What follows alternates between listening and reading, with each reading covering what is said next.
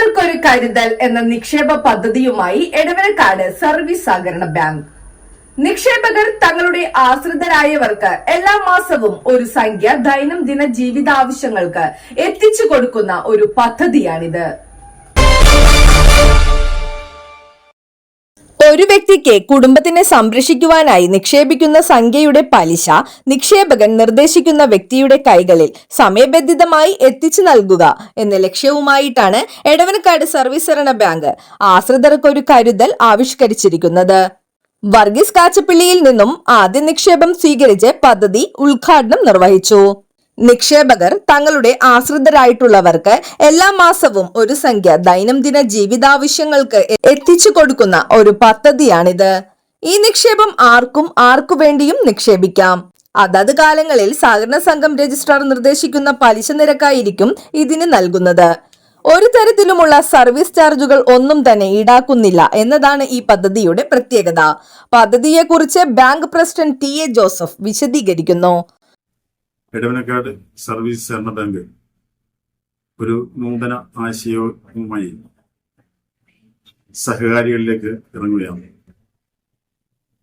നമ്മുടെ വീടുകളിൽ നമ്മുടെ രക്ഷകർത്താക്കളായിരുന്നവർ നല്ലൊരു കാലം നമുക്ക് വേണ്ടി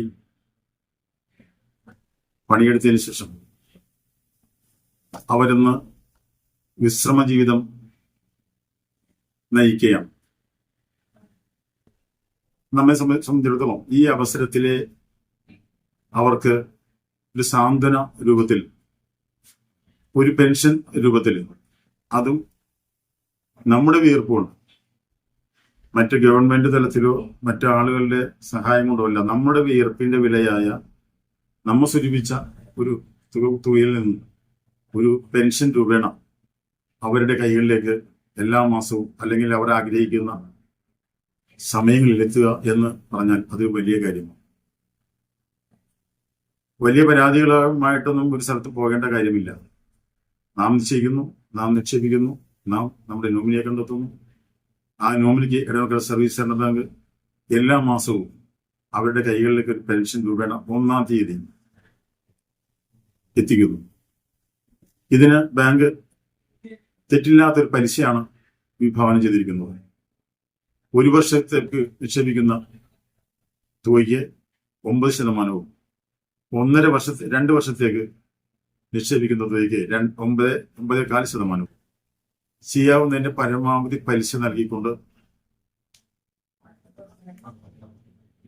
ഈ സംരംഭത്തിന് കൂടുതൽ ആളുകൾക്ക് പ്രചോദനം നൽകുന്ന രീതിയിൽ, കൂടുതൽ മക്കൾക്ക് പ്രചോദനം നൽകുന്ന രീതിയിൽ ഒരു നൂതന ആശയമാണ് ബാങ്ക് വിഭാവനം ചെയ്യുന്നു.